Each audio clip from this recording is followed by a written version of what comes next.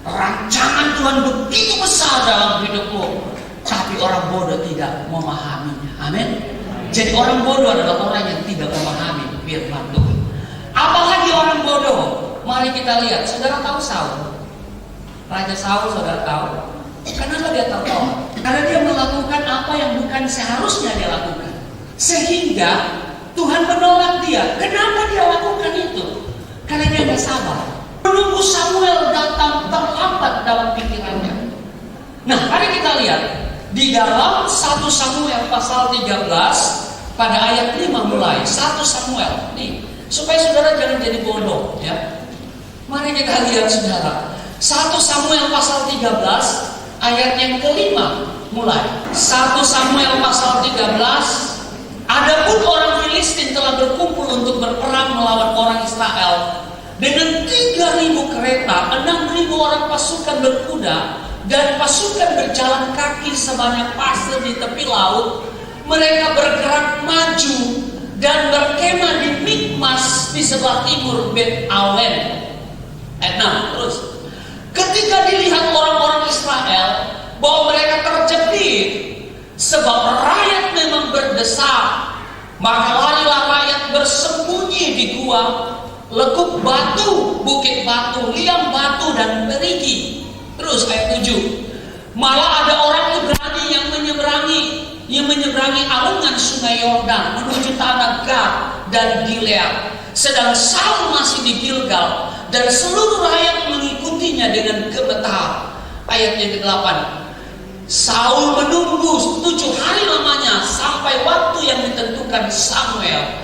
Tetapi ketika Samuel tidak datang ke Gilgal, mulailah rakyat itu berserak-serak meninggalkan dia.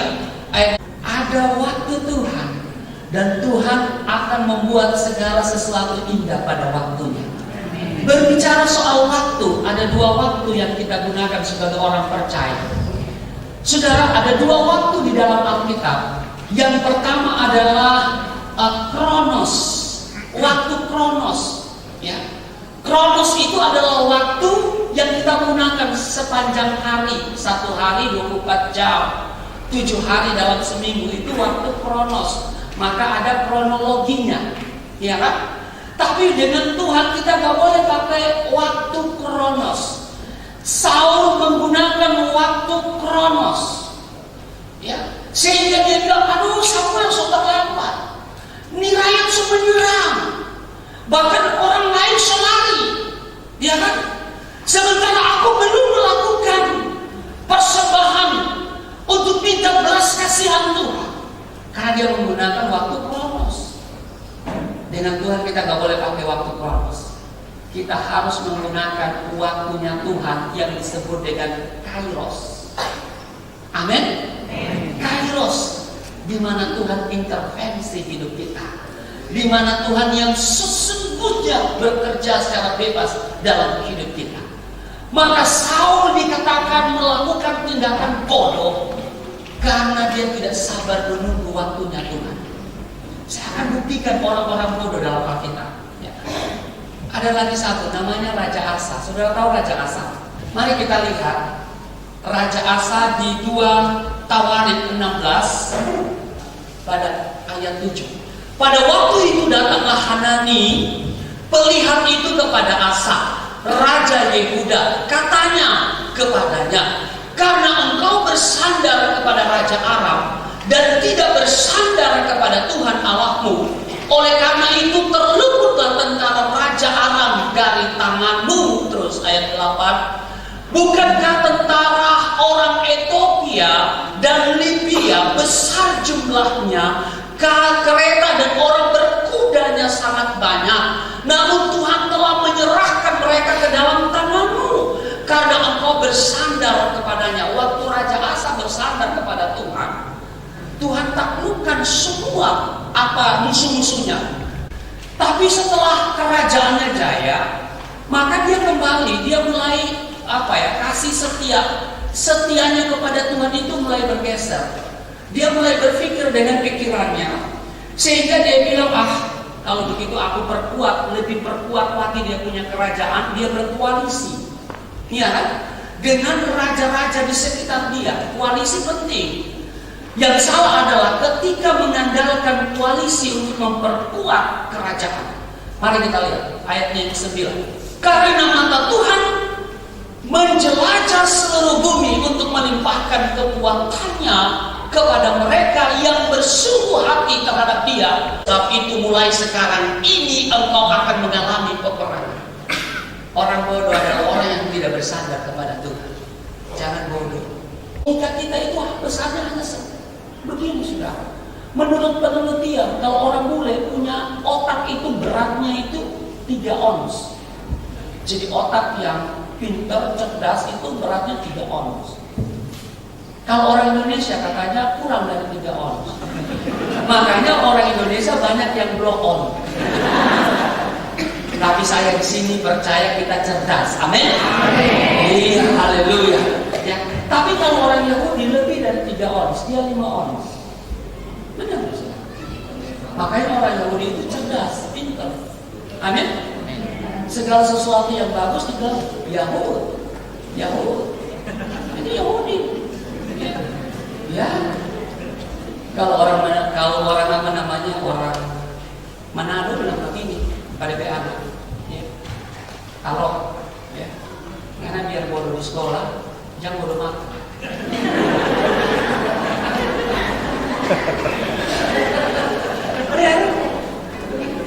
Biar anak bodoh di sekolah, jangan bodoh makan. Soalnya kenapa begitu? Kalau anak bodoh di sekolah, bodoh makan lah. Ya, sudah. Yang kita apa sudah? Ya. Kalau kita di dalam Tuhan pasti ditambah-tambahkan. Amin. Satu kali bicara bodoh, ya. Ada satu kampung di Gorontalo, ya. Itu satu kampung yang Kristen. Terus pendeta datang kepada guru sekolah minggu, dia bilang, kita mau datang ke anak sekolah minggu, ya. Mau lihat.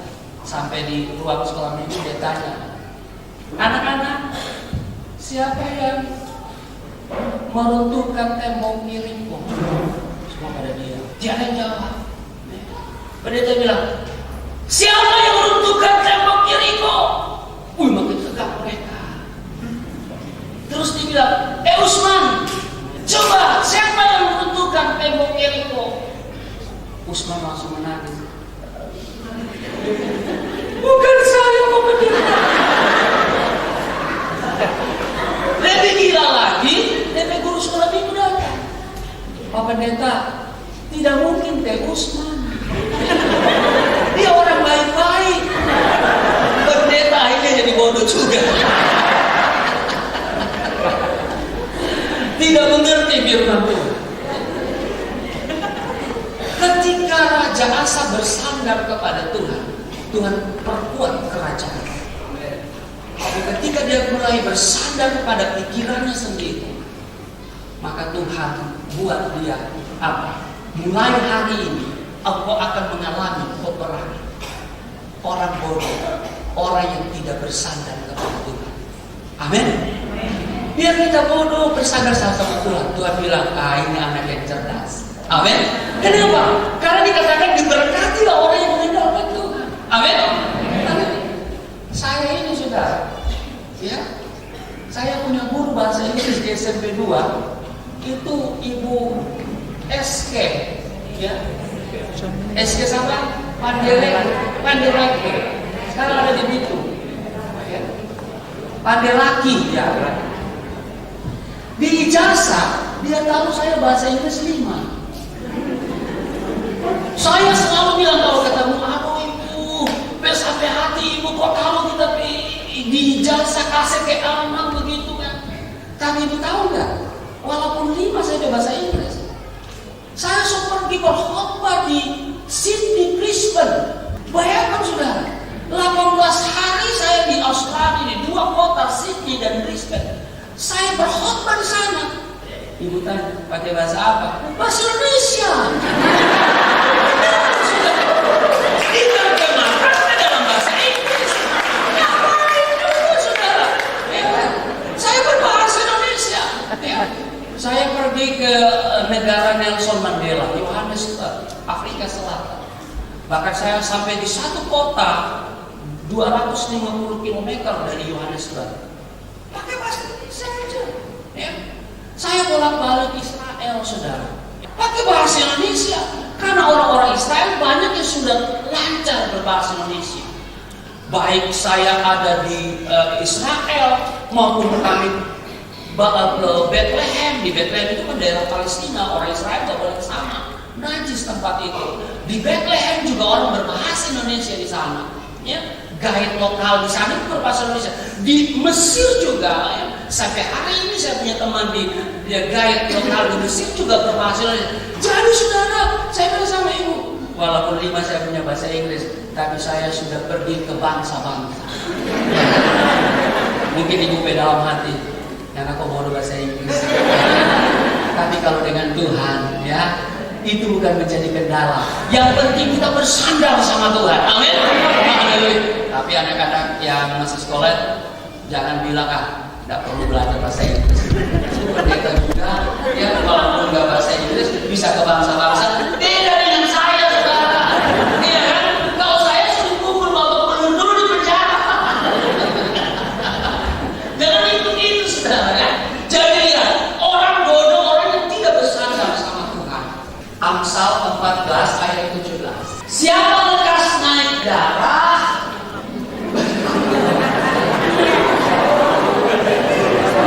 siapa di sini bukan naik darah? Angkat tangan dong, biar malam ini melepas. Siapa yang suka lekas naik darah, Pokok Pak, pasalnya yang ke-7 ayat 9. Haleluya. Supaya malam ini kita lepaskan itu bodoh. Amin. Amin. Pengkhotbah pasal 7 ayat 9. Haleluya. Pengkhotbah pasal 7 ayat 9. Menetap dalam dada orang bodoh. Iya, saudara. Amarah menetap dalam dada orang bodoh. Amsal 20 ayat 3. Amsal 20 ayat 3. Yang di belakang, di depan masih banyak kosong, ayo masuk deh. Jadi saudara, kalau istri marah-marah, dia cerewet itu wajar. Kenapa? Karena saudara tahu, supaya membuktikan wanita itu dia setiap hari harus mengeluarkan 15.000 kata. 15.000 kata. Bayangkan kalau 15.000 kata dia tidak bisa selesai satu hari dengan seminggu. Maka saudara perhatikan, ibu-ibu kalau dibelikan pulsa 100.000 habis sekarang. Istri saya begitu saudara. Wah, dia telepon, kok bagaimana? No, dia itu satu. Sebenarnya apa yang kau bicarakan itu tidak penting lagi. Kenapa? Karena mau menyelesaikan 15.000 kata. Bayangkan ya, kalau pagi-pagi dia bangun, dia mulai cucak-cucak, ya. Dia mulai marah-marah, mulai cerewet. Lalu anak-anak sudah di sekolah, suami sudah pergi kantor, tinggallah dia sendiri. Ayub pasal 5 ayat 2. Sesungguhnya orang bodoh dibunuh oleh sakit hati. Siapa di sini masih sakit hati? Bodoh! Ada orang kata kepada saya, Pak Pendeta, kenapa? Saya sakit hati. Kenapa sakit hati? Mertua bilang saya bodoh. Lalu, ya saya sakit hati, Pak Pendeta. Kapan dia katakan itu? 2 tahun yang lalu. Betulnya ada bodoh, karena dia sakit hati. Namanya juga mertua. Salah sendiri saya bilang cari mertua yang belum bertobat. Ya. Kalau mertua yang belum bertobat, jadinya mertua merepotkan sampai tua. Tapi kalau mertua yang sudah bertobat, memberkati sampai tua. Makanya setelah engkau serius sama anaknya, tobatkan dulu mama dan papanya. Kalau mertua belum bertobat, dia jadi biar kerok dalam rumah tangga. Saya bilang jangan sakit hati. Ada orang sakit hati, simpan akal pahit, dendam, sakit hati. Tuhan bilang bodoh. Kita sakit hati kepada seseorang, kita nggak bisa tidur, nggak bisa makan. Orang dia makan enak, tidur Tuhan bilang orang bodoh dibunuh oleh sakit hati. Lakukan. Semangat itu juga kita untuk melakukan firman Tuhan. Amin. Jangan tunda. Kalau tunda berarti kita bodoh. Amin. Bodoh. Kita lihat lagi Lukas pasalnya yang ke-12 ayat 20 dan 21. 12 ayat 20. Tetapi firman Allah kepadanya, hai orang bodoh, pada malam ini juga jiwamu akan diambil daripadamu, dan apa yang telah kau sediakan untuk siapakah itu nanti? Ayat 21. Demikianlah jadinya dengan orang yang mengumpulkan harta bagi dirinya sendiri. Orang bodoh adalah orang yang mengumpulkan harta bagi dirinya sendiri. Jadi inilah kategori orang bodoh di dalam Alkitab. Kita kembali ke Lukas pasal 24 tadi. Lukas 24 ayat 13 ya. Lukas pasal 24, kita sudah di ayat 25 tadi. Kita kembali ke ayat 25 tadi. Bukankah Mesias harus menderita semuanya itu untuk masuk ke dalam kemuliaannya? Ayatnya yang ke-27.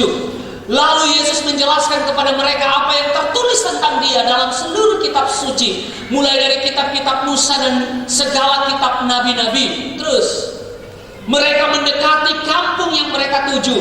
Lalu ia berbuat seolah-olah. Perhatikan, Yesus berbuat seolah-olah hendak meneruskan perjalanannya. Terus, tetapi mereka sangat mendesaknya. Katanya, tinggallah. Jadi mereka mengundang, mereka ngotot. Saudara, Yesus seolah-olah meninggalkan, tapi mereka undang. Maka kita harus undang. Membawa doktrin gereja tertentu, tapi saya membawa pengajaran Alkitab. Amin. Karena itu saudara yang kekasih, waktu mereka terima perjamuan kudus, baru mereka kalau itu Yesus. Seringkali kita tidak menyadari kehadiran Yesus. Kenapa? Karena pertama mata kita tertuju pada persoalan, tapi yang kedua kita tidak mengerti firman Tuhan. Yang ketiga, kita mengabaikan pengajaran perjamuan kudus. Meninggalkan Yerusalem, jangan pergi ke Emmaus. Harus pergi kemana? Halo? Mari kita lihat Matius pasal 26 ayat 32.